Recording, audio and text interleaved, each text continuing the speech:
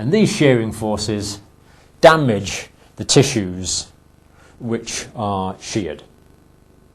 So the mass of the body with the bony skeleton moving down, the superficial tissues being retained in one place, and in between the two, healthy tissues being sheared, making them prone to decubitus ulcer formation. So here we see why these shearing forces can be so destructive to tissues. Again, we have this is the vertebral column here and the rest of the tissues of the body and the top of the patient's legs. And as they, again, they're lying on the surface here, and as the bony skeleton and the mass of the body moves down, and these tissues here, the skin, tends to remain adherent to the surface it's lying on. And I think you can see that there's going to be shearing forces like this in the tissues between the skin and the underlying bones. So in this diagram, looking at the sacrum and the back here, the tissues which are going to be sheared are in red. So there's going to be shearing of these tissues underneath the vertebrae, and of course on the sacral area, as this tries to push down and the tissues above the sacrum tend to hold it in place.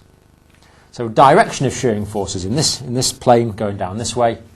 And what I could have done actually on this diagram is have another arrow for friction.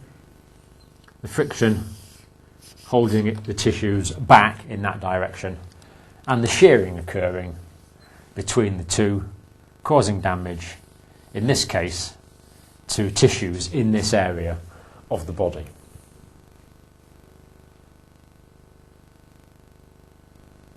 Now let's try and relate what we're talking about now to the capillary level so we can understand the formation of sores in more detail. Now what we have here is a normal capillary. You can see that there's a feeder arteriole here. These are probably venules leaving, but we've got a capillary bed here, a capillary network, and you can see the capillaries are fairly wide, meaning the tissues that these capillaries provide with blood are well perfused. They're getting the oxygen, they're getting the nutrients, everything's fine.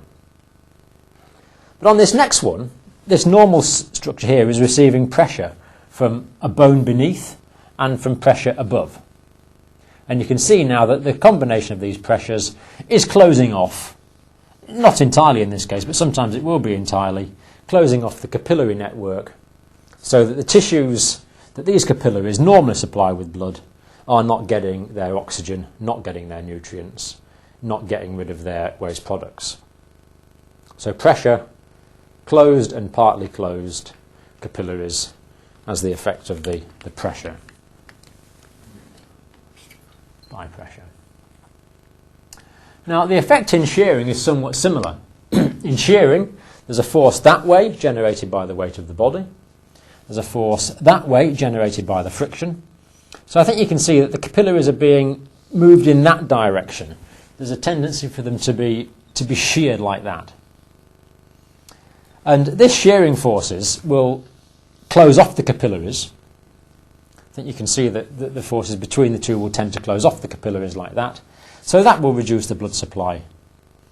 And as well as closing off the capillaries, it will damage the capillaries and damage the tissues. So quite clearly there in this diagram, we can see capillary and tissue damage by pressure, capillary and tissue damage as a result of shearing forces. Now we're going to look at preventing pressure sores in detail later on, but let's look at, in passing now, how shearing forces can be prevented.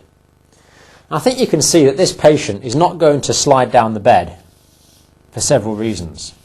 He's going to resist that tendency to slide down the bed in this direction.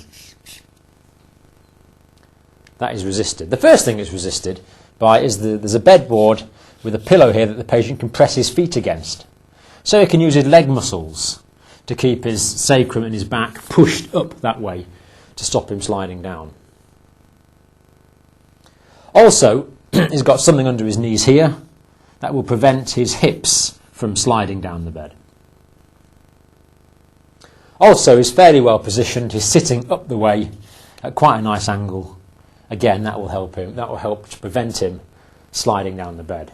So prevention of shearing forces there in a patient on bed rest. Now, I know some of you are getting perturbed at the moment because I've actually got an object under the patient's calf muscles. And in a previous video, I've advised against this because of the possibility of deep venous thrombosis formation.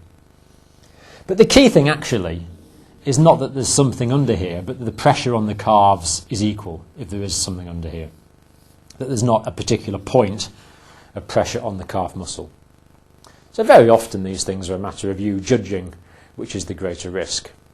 But if there's a soft pillow with a small amount of pressure and equally distributed, then perhaps the risk of DVT is less than the risk posed by shearing forces causing pressure sores. But certainly don't have anything hard or lumpy or protruding into the calf muscle. So think of ways to support your patient in bed to prevent shearing forces. This is only a couple of my ideas here. Now, of course, I think you can see that shearing forces can equally well apply when a patient is sitting as they slip down the chair. And this is prevented in this caption in a couple of ways. One is that the patient, with his knees bent, can reach the floor and he can apply force with his feet to keep himself up and stop him slipping down. So you don't want chairs where your patient's feet can't reach the floor to support the legs and the bottom part of the body. As well as that, he's propped into the chair at a nice angle of 90 degrees, so he's less likely to slip down the chair. So consider shearing forces in patients that are in bed and also in patients that are sitting, because tissues can be damaged just as much by sitting as they can by being in bed.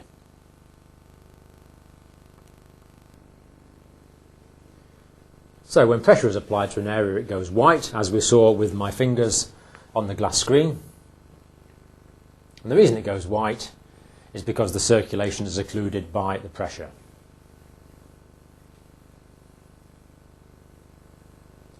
Now, once the pressure is relieved, again as we saw on the glass screen, my fingers went red again.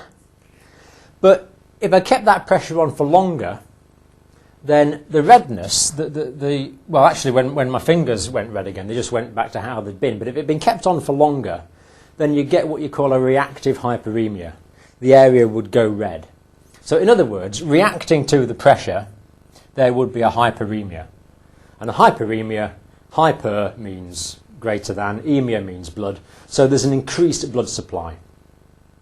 So after the pressure has been relieved, the tissues are all very short of oxygen and need to get rid of a lot of waste products. So the body increases the blood supply to that area to compensate for the time that it's been under pressure. That's called a reactive hyperemia.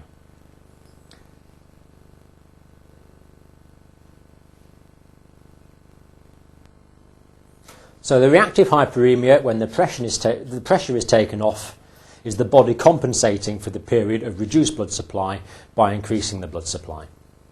But as well as that, as nurses, we can make use of this, because if a patient is getting red areas, if they're marking, then that means that the area has been under pressure because the reactive hyperemia has been necessary. So red areas mean that the area has suffered from too much pressure and that pressure needs to be relieved. And the key point, again as we've stressed before, at this stage, when there's only a redness, when there's a reactive hyperemia, the pressure effect is reversible if the pressure is relieved. Therefore, we can prevent a pressure sore occurring by regular observation of the surface of the patient's body to make sure that this redness due to pressure is not occurring. Or if it does occur, to take the pressure off it. We've made it clear that the pressure impairs or occludes capillary blood flow, producing ischemia.